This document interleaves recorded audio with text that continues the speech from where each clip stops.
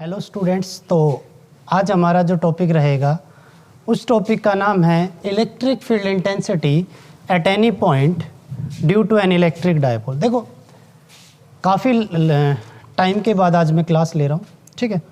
तो हमने जो हमारी पिछली क्लास थी उस पिछली क्लास में हमने क्या पढ़ा था, इलेक्ट्रिक डायपोल के बारे में पढ़ा था, इलेक्ट्रिक डायपोल मोमेंट के बारे में पढ़ा था। और वो इलेक्ट्रिक डायपोल जो होता है, जो इलेक्ट्रिक डायपोल होता है, किस तरह से एक्सियल लाइन पे इलेक्ट्रिक फील्ड इंटेंसिटी बनाता है और इक्वेटोरियल लाइन पे इलेक्ट्रिक फील्ड इंटेंसिटी बनाता है, ठीक है।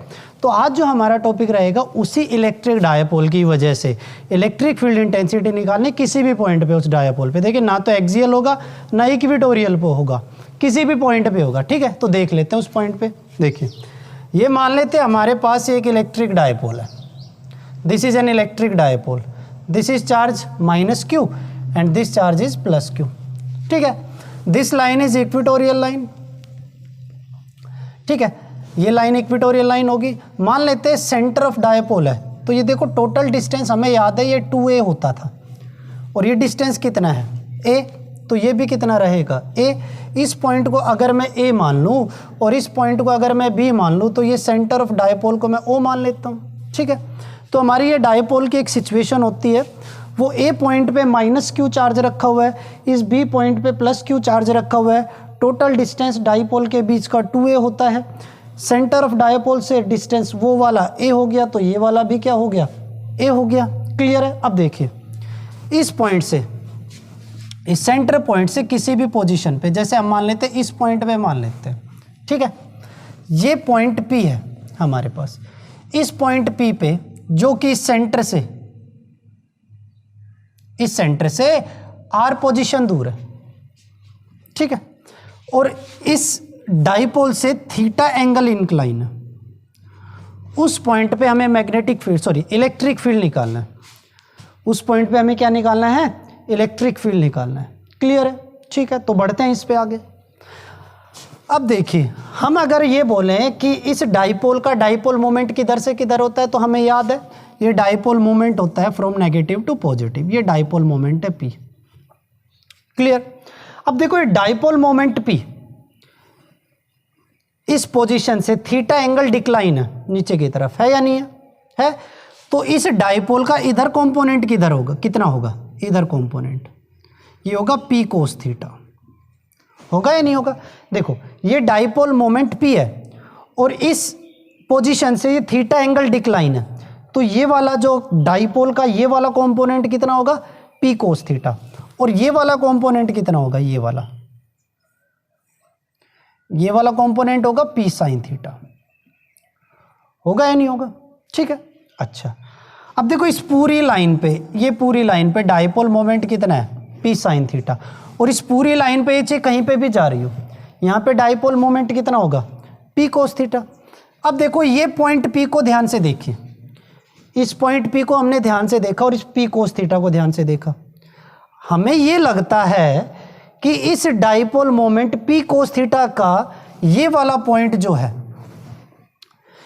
देखिए ये वाला पॉइंट P इस P कोस थीटा के लिए ये वाला इसी की लाइन पे लाई कर रहा है।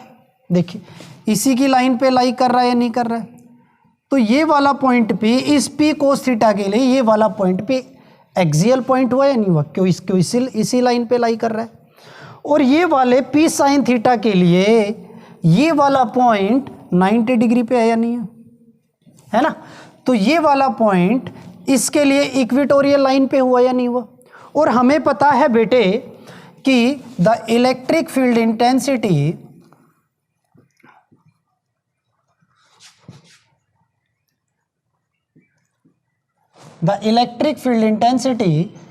Eight P due to P cos theta. देखिए ध्यान से, इसको मैं E1 मान लेता हूं। देखिए, ये वाला पॉइंट P इस P कोस थीटा के लिए इसी की लाइन पे है, तो हम बोल सकते हैं ये पॉइंट P इसके लिए एक्सियल पॉइंट है। तो एक्सियल लाइन पे इलेक्ट्रिक फील्ड इंटेंसिटी हमें पता है 2P cos theta upon 4 pi epsilon not r cube. उसको दोबारा ड्राइव करने की तो जरूरत है नहीं, हम डायरेक्ट आंसर लिख लेते हैं 2P। लेकिन यहाँ पे डायपोल मोमेंट P नहीं है, कितना है, P cos theta. Upon 4 pi epsilon naught r cube, यही तो होगा। इसको मैं इक्वेशन 1 मान लेता हूँ, क्लियर है, इसको मैंने इक्वेशन 1 मान लिया। अब देखिए ध्यान से, ये पी साइन थीटा वाली लाइन है, ये वाली लाइन, इस लाइन पे डाइपोल मोमेंट कितना है, पी साइन थीटा। तो इस पॉइंट पे देखो, इस पी साइन थीटा के लिए ये पॉइंट पे इक्वेटोरियल की तरह बिहेव कर रहा है या नहीं कर रहा है, बिल्कुल कर रहा है। तो हमने बोला द इलेक्ट्रिक फील्ड इंटेंसिटी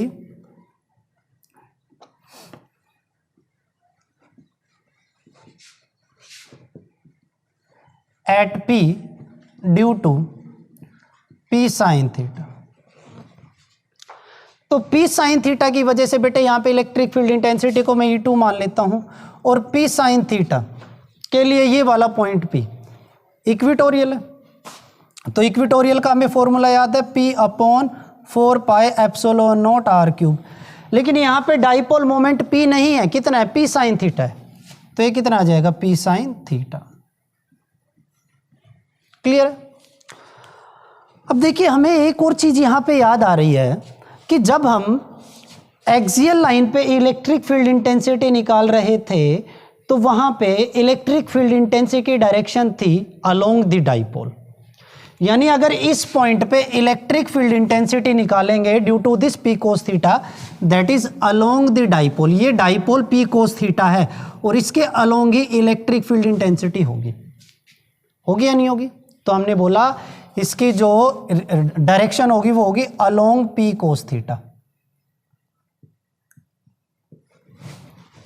देख लीजिए, हमने अलोंग पी कोस थीटा लिख दिया वहां पे।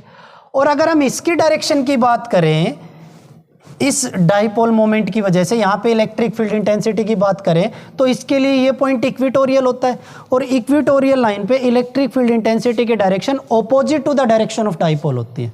तो देखिए ये डाइपोल मोमेंट इधर है, तो इलेक्ट्रिक फील्ड इंटेंसिटी इधर होनी चाहिए, this will be your E2। तो यहां पे होना चाहिए opposite to the direction of dipole.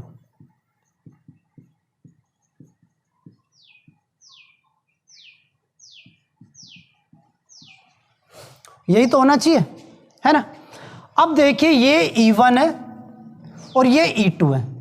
अगर मैं इसका पैरेलल यहां पे बनाऊं और इसका पैरेलल यहां पे बनाऊं तो ये रिजल्टेंट हो जाएगा E, होगा या नहीं होगा। So the resultant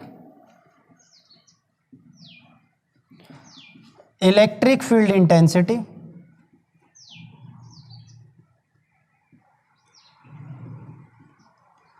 resultant electric field intensity कितनी आएगी, E is equal to under root of E1 square plus E2 square plus 2E1 E2 cos theta. यही फॉर्मूला होता था हमारा parallelogram law of vector addition का। अब देखो E1 और E2 के बीच में एंगल कितना है, 90 डिग्री। तो ये वाली टर्म कितनी हो जाएगी, 0 हो जाएगी, ठीक है। तो यहाँ पे देखिए इसी को हम सोल्व करते हैं, E is equal to under root of E1 square plus E2 square, यही तो आएगा हमारे पास।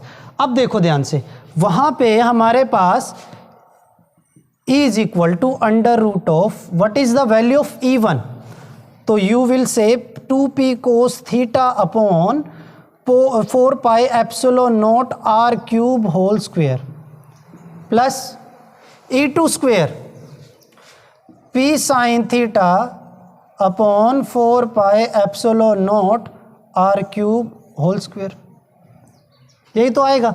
अब जो कांस्टेंट टर्म है वो बाहर ले लेते हैं। देखो p और p कांस्टेंट है, 4 pi epsilon naught cube 4 pi epsilon naught r cube, यहाँ पे भी कॉमन है यहाँ पे भी कॉमन है, इनको हम बाहर ले लेते हैं।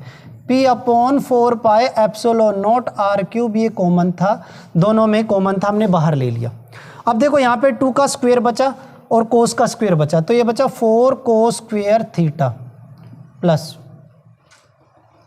ये कितना है, p बाहर आ गया साइन स्क्वायर थीटा, यही तो बचेगा। तो आपके पास E कितना आया बेटे, p upon 4 pi epsilon naught r cube हमने बाहर ले लिया। अब देखो 4 कोस स्क्वायर थीटा को मैं कैसे लिख सकता हूं, इसको लिख सकता हूं 3 cos square theta plus cos square theta और प्लस में क्या है साइन स्क्वायर थीटा, भाई यही तो आएगा हमारे पास, क्लियर दिख रहा है हमें? वो कितना है 3 cos स्क्वायर थीटा, ये cos स्क्वायर थीटा, तो 4 cos स्क्वायर थीटा को मैंने सेपरेट लिख लिया 3 cos square theta plus cos square theta और प्लस साइन स्क्वायर थीटा है ही। अब आपको एक आइडेंटिटी दिखाई पड़ रही होगी यहाँ पे, ये एक आइडेंटिटी दिखाई पड़ रही है, sine square theta plus cos square theta कितना होता है 1। तो हमने यहाँ पे e की वैल्यू कितनी लिखी, ये बाहर आया p/4 pi epsilon naught under root of 3 cos square theta plus 1। ये आपके पास रिजल्ट आ गया, ये आपके पास रिजल्ट आ जाएगा। क्लियर है? ये रिजल्ट आया। अब ध्यान से देखिए, मैं इसी को एक्सियल और इक्वेटोरियल पे लेके जाता हूं जो मैंने हमारे आइडियल डायपोल के लिए फिर शोर डायपोल के लिए पढ़ा था। ये भी वही डायपोल है, ठीक है, शोर डायपोल आइडियल डायपोल है, ठीक है। अब अगर मान लीजिए ये वाला पॉइंट पी और यहाँ पे आ जाए, इस पॉइंट पे आ जाए, तो ये वाला पॉइंट पे जैसे इस पे आएगा ये एंगल डिक्रीज होता जाएगा और यहाँ पे इसके अलोंग हो जाएगा और इस पॉइंट पे ये वाले डायपोल के अलोंग हो जाएगा। एंगल कितना हो जाएगा 0, यानी ये वाला पॉइंट कहाँ पे लाई करेगा, एक्सियल पे लाई करेगा ही नहीं करेगा।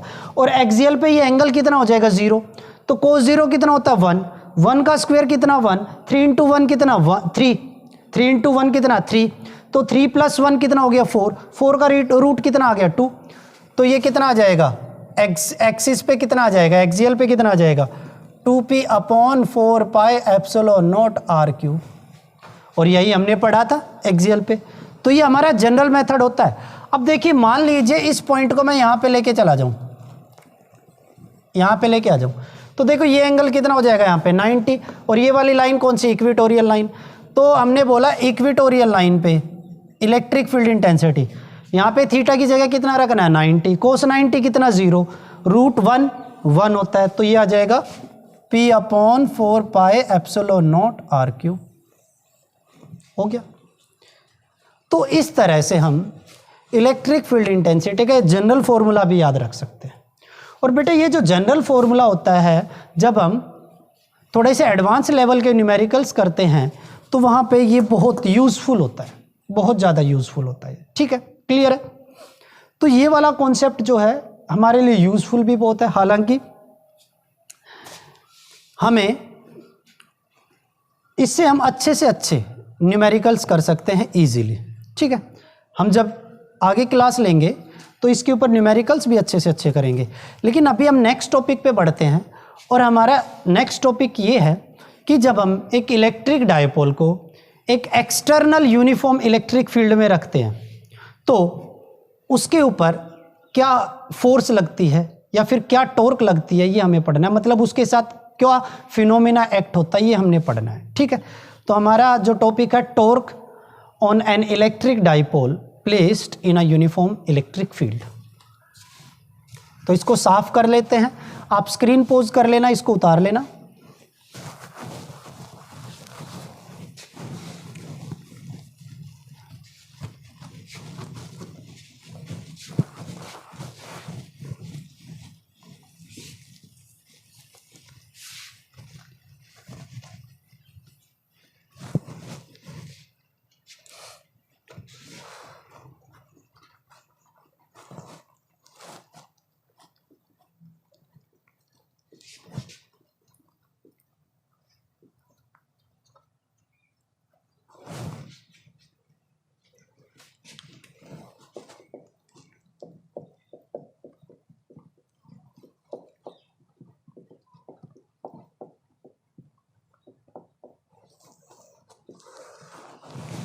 देखिए, torque on an electric dipole placed in a uniform electric field. देखो हमारे पास एक यूनिफॉर्म इलेक्ट्रिक फील्ड है, ये रहा।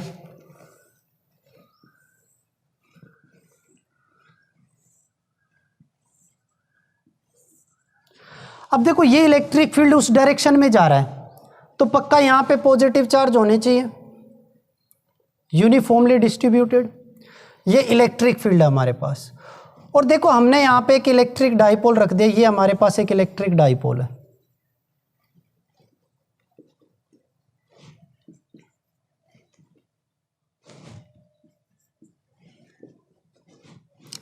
अगर ये सेंटर ऑफ डायपोल मान लूं मैं, तो ये पूरा डिस्टेंस कितना होता था 2a। तो यहाँ से डिस्टेंस ए, यहाँ से डिस्टेंस ए।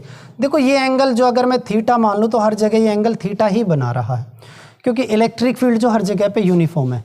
बेटा ये जो इलेक्ट्रिक फील्ड है ये इस डायपोल से नहीं बना हुआ है, ये किसी एक्सटर्नल चार्ज से बना हुआ है जो कि किसी सरफेस के ऊपर यूनिफॉर्मली डिस्ट्रीब्यूटेड है और इस डायरेक्शन में इलेक्ट्रिक फील्ड जाने लग रहा है। यहाँ पे हमने अगर इस डायरेक्शन में इलेक्ट्रिक फील्ड ऐसे जाने लग रहा है, वहाँ पे हमने रैंडमली एक डायपोल को ओरिएंट करके रख दिया, किसी भी डायरेक्शन में हमने इसको ओरिएंट करके रख दिया। ठीक है, तो हमने इसकी ओरिएंटेशन इस तरह से रखी हुई है। ठीक है, तो आप यहाँ पे ध्यान से देखिए, ये प्लस चार्ज, ये प्लस चार्ज, तो इस डायपोल को यहाँ पे एक फोर्स एक्सपीरियंस हो रही होगी और वो फोर्स हो रही होगी QE। यही तो फोर्स लग रही होगी इस डायरेक्शन में। अब देखो ये माइनस Q है और ये प्लस Q है, तो इसको इधर अट्रैक्शन फील हो रहा होगा इस डायरेक्शन में। अब देखो मान लीजिए इसके इस एंड को पाइवोट कर दिया जाए, इस एंड को पाइवोट कर दिया जाए, तो देखो यहाँ पे अगर इसको हम यही डाइपोल कंसीडर कर ले तो डाइपोल के इस पॉइंट पे उधर से प्लस Q, ये प्लस Q के ऊपर इस डायरेक्शन में फोर्स लगा रहा है और यहाँ से ये माइनस Q, वो प्लस Q इसको अट्रैक्ट कर रहा होगा। तो ये ऐसे इसके ऊपर जो देखिए इधर फोर्स कितनी है प्लस QE, इधर फोर्स कितनी है माइनस QE। ये फोर्स इस डायरेक्शन में, ये फोर्स इस डायरेक्शन में, दोनों फोर्स का मैग्नीट्यूड QE है, यानी ये फोर्स इस डायरेक्शन में लग रही है और ये वाली फोर्स इस डायरेक्शन में लग रही है, तो दोनों फोर्सेस हो गई इक्वल एंड अपोजिट और नेट फोर्स जो होगी डाइपोल पे वो कितनी हो गई, जीरो हो गई। नेट फोर्स डाइपोल पे कितनी हो गई, जीरो हो गई। यानी एक इलेक्ट्रिक डाइपोल को अगर हम यूनिफॉर्म इलेक्ट्रिक फील्ड में रखेंगे तो उसके ऊपर नेट फोर्स कितनी हो जाएगी, जीरो। तो हमने देखा the net force acting on the dipole is zero. लेकिन मैग्नीट्यूड ऑफ फोर्स कितना लग रहा है यहाँ पे भाई, मैग्नीट्यूड ऑफ फोर्स कितना है यहाँ पे QE। मैग्नीट्यूड ऑफ फोर्स यहाँ पे कितना है QE, यहाँ पे कितना है QE। अब देखो इसके इस एंड को अगर पाइवोट कर दिया जाए तो देखो ये इधर आने की कोशिश कर रहा है, ये इधर आने की कोशिश कर रहा है, ऐसे यानी ये रोटेट करने की कोशिश कर रहा है। और अगर ये रोटेट करने की कोशिश कर रहा है तो बेटे रोटेशन के लिए हमारे पास क्या जरूरी होता है, टॉर्क। किसी बॉडी को अगर रोटेट कराना है तो वहां पे क्या लगता है, टॉर्क। ठीक है, तो टॉर्क का फॉर्मूला क्या होता है, force into perpendicular distance between the forces, यही तो बोला जाता है। देखिए ध्यान से, तो हमने बोला the torque acting on the dipole, तो टॉर्क को मैं टाउ से डिनोट करता हूं तो ये हो जाएगा force into perpendicular distance between the forces, perpendicular distance between the forces. तो torque is equals to force क्या है हमारे पास QE। अब ध्यान से देखिए ये फोर्स है और फोर्स का परपेंडिकुलर डिस्टेंस तो ये होना चाहिए, होना चाहिए नहीं होना चाहिए। तो देखिए यहां से मैंने एक परपेंडिकुलर ड्रॉ कर दिया BN, तो हमने बोला यहां पे draw BN perpendicular on field lines, या फिर AN। हमने ये AN लाइन पे BN परपेंडिकुलर ड्रॉ कर दिया। तो देखो ये परपेंडिकुलर डिस्टेंस ही तो इस फोर्स का परपेंडिकुलर, देखो ये वाला डिस्टेंस BN ही तो इस फोर्स का परपेंडिकुलर डिस्टेंस है। तो देखिए BN की वैल्यू कितनी आएगी, देखो नाउ फ्रॉम, देखो राइट एंगल ट्राइंगल दिख रहा होगा आपको BNA और ये एंगल कितना है थीटा हर जगह पे। Now from triangle BNA, BN में हमें BN निकालना है और दिया हुआ कौन सा डिस्टेंस है, ये परपेंडिकुलर डिस्टेंस BA दिया हुआ है, is equals to sine theta आ जाएगा, क्योंकि परपेंडिकुलर अपॉन हाइपोटेन्यूज क्या होता है साइन थीटा। तो BN इज इक्वल्स टू क्या आ गया, BA साइन थीटा आ गया। तो देखिए BN इज इक्वल्स टू कितना आ गया, 2A साइन थीटा आ गया। BN इज इक्वल्स टू क्या आ गया, 2A साइन थीटा आ गया। क्लियर है। अब देखिए यहाँ पे हमारे पास ये जो सिचुएशन है इसको देखिए ध्यान से, इक्वेशन 1 को ध्यान से देखिए। देखो torque is equals to force कितना हमारे पास QE, परपेंडिकुलर डिस्टेंस BN कितना है 2A साइन थीटा, यही तो आएगा भाई, यही तो आएगा। देखो फोर्स कितनी हमारे पास, मैग्नीट्यूड ऑफ फोर्स QE और परपेंडिकुलर डिस्टेंस BN कितना है 2a sin थीटा। तो हमारे पास टॉर्क कितना लगा, टॉर्क कितना लगा, q इंटू 2a देखिए कितना होता है, हमें पता है q इंटू 2a, याद होगा आप सभी को p, तो ये हो गया p e sin थीटा। तो हमारे पास जो भी टॉर्क लगता है, जब भी एक डाइपोल को, इलेक्ट्रिक डाइपोल को यूनिफॉर्म इलेक्ट्रिक फील्ड में रखा जाता है तो उसके ऊपर इतना टॉर्क एक्ट होता है। अब वही स्पेशल केस आता है हमारे पास, हमने बोला when theta is equal to 90 torque is equals to maximum, और वो होगा P क्रॉस E। वो क्या होगा, P क्रॉस E। हमने बोला when theta is equals to 0 torque is equal to 0 यानी मिनिमम। अब हमें भी पता है टॉर्क एक वेक्टर क्वांटिटी है, डायरेक्शन निकालना है, राइट हैंड थंब रूल।